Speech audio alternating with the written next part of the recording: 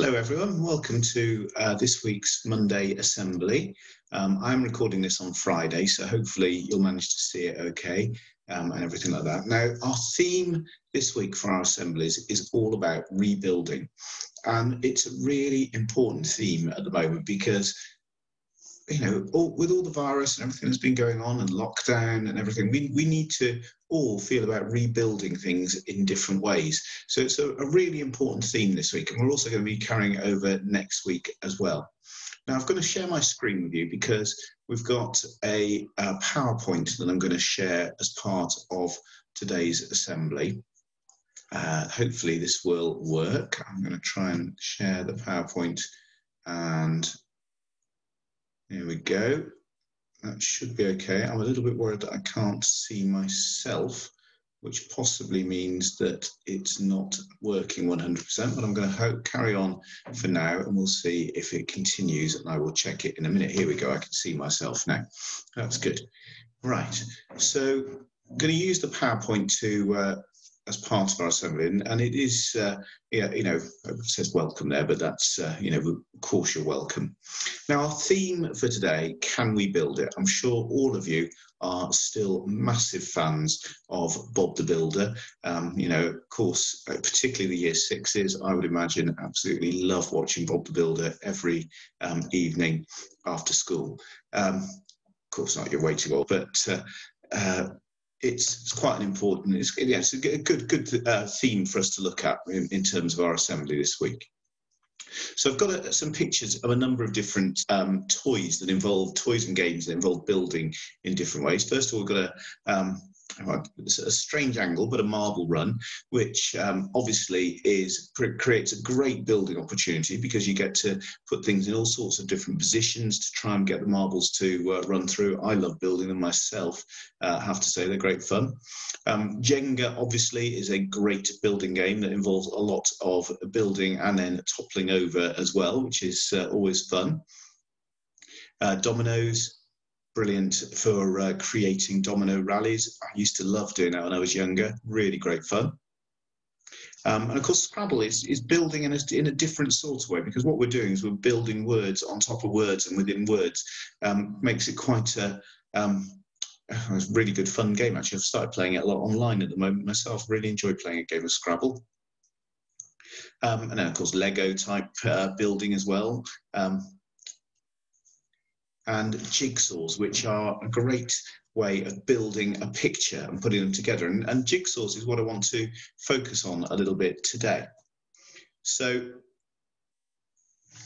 here we are. I'm just going to hold it up to the screen there, a jigsaw piece, which is my jigsaw piece, which is pretty useless by itself.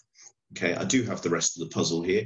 I've borrowed it from After School Club, and I will be putting it back later, including this missing piece, because that's quite important. Now, jigsaws are a fantastic way of building a picture. And we need to build a jigsaw. There's all sorts of different ways of doing it. So you can see this one. This one that's on the screen is a sort of multicolored one where all the colors fit together to sort of create like a spectrum. But when you're first putting a jigsaw together, different people have different ways of building it. I know personally I like to build around the edge first, because that gives me some structure to the jigsaw, and I think that's really important. And also you can see the pieces that have got the straight edges, so that's a really important way of doing it. Other people might choose to perhaps put all the colours together that go together and try and work ways of creating the jigsaw that way. We, over the next few days, are going to be really thinking about rebuilding community, and we're going to be thinking about rebuilding our own community because, let's face it, back March the 20th, I think, was the last day in school before lockdown. And then over that next period, we had, the first couple of weeks, we had about 2 or 3 children in each day. And we built up and we built up and we built up. And eventually we had about 100 children in each day. But we're now at a fantastic point at the beginning of September where we have all of our children back in, or nearly all of our children back in. one or two just still away just for a couple of reasons, maybe having to self-isolate, maybe not feeling particularly well, maybe having quarantining because they've been on holiday or something like that. But we've got actually 99% of our children are in school at the moment, which is amazing, which is fantastic. Now, I want, our school community is a little bit like a jigsaw puzzle. We've got all sorts of different people. Every person is an individual, like this individual jigsaw piece. And we want to all try and get ourselves so we fit in together to make that school community. Now, I'm going to tell you a story now. This is the story of Nehemiah. Okay, at least the beginning of the story of Nehemiah. So let me tell you this story. Nehemiah was not a builder. He was the cupbearer to the king of Babylon. It was a really important job in the royal household. Most of God's people were once again far, far away from home, living in exile in Babylon. They'd never forgotten about Israel, the land that they called home, but they had begun to build new lives for themselves in Babylon, never imagining that they would return. One day, Nehemiah had a visitor from his homeland, a long-lost brother, who told him stories of Jerusalem that filled his eyes with tears. The walls of our great city, Jerusalem, are crumbling. Its gates have been burned to the ground, and all the buildings lie in ruins, Nehemiah's brother said. Nehemiah's heart was broken as the walls, but he did the very best thing that he could do. He wept and he prayed, and he poured his heart out to God, the same God who built the world, and asked him once again to help his people. The next day, Nehemiah took wine to the king, who noticed Nehemiah's tear-stained face and sad eyes, and asked him what was wrong. I want to go home, Nehemiah replied, and rebuild Jerusalem that lies in ruins. If you're willing, O king, please let me go. I'll also need wood to build with, so please send this as well. Then Nehemiah took the long journey home to Jerusalem, surrounded by the king's soldiers to keep him safe. That night, he went out to the walls to see what needed to be done and to plan the great rebuild.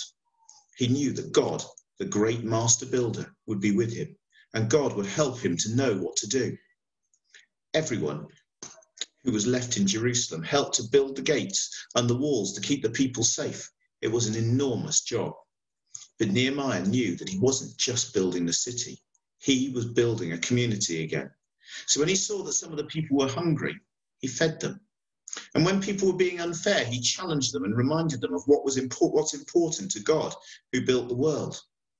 Now they were ready for some of the people to return from Babylon to help rebuild the rest of the city, houses, shops, businesses, farms, and to rebuild the great temple.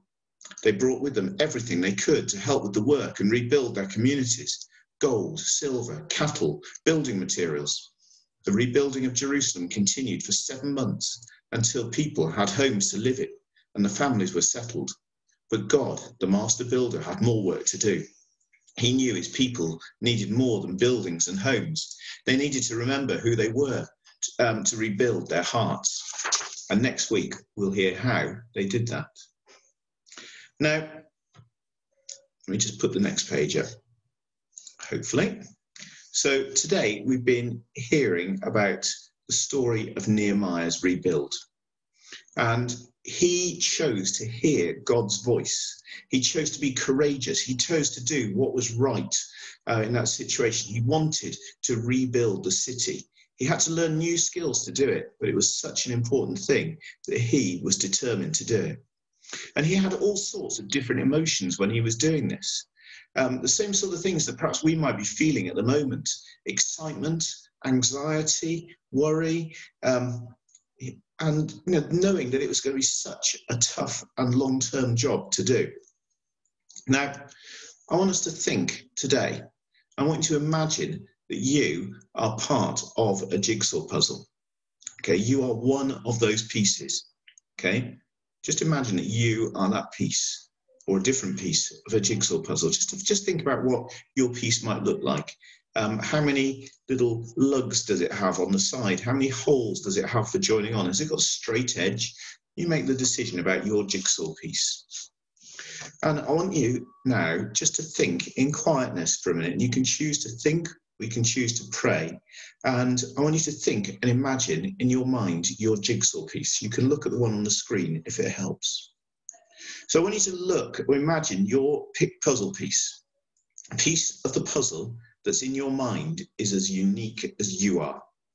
Every single person in our school matters to the school community and to God.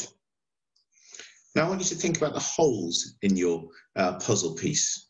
There are people missing from our school community, a small number of people who are still waiting to come back.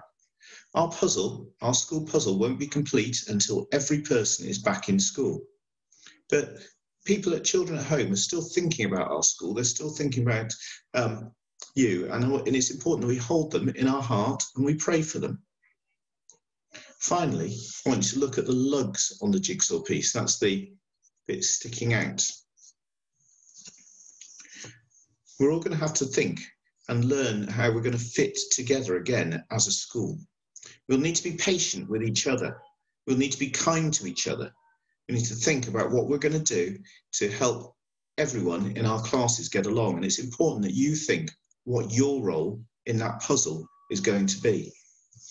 You are a unique jigsaw piece in our school community. What is your role going to be? How are you going to make sure that we rebuild St Nick's to be to continue to be such an amazing place as a school? I'm just going to say a short prayer. God, please help us to remember that we're all together in our school community, that we all matter.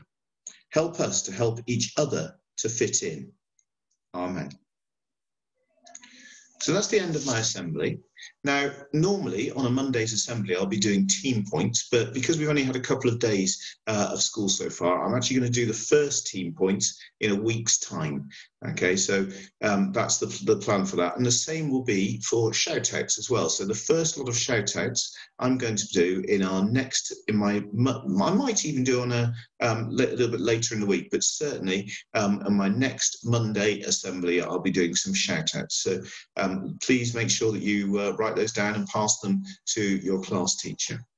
So I hope you have a fantastic week this week.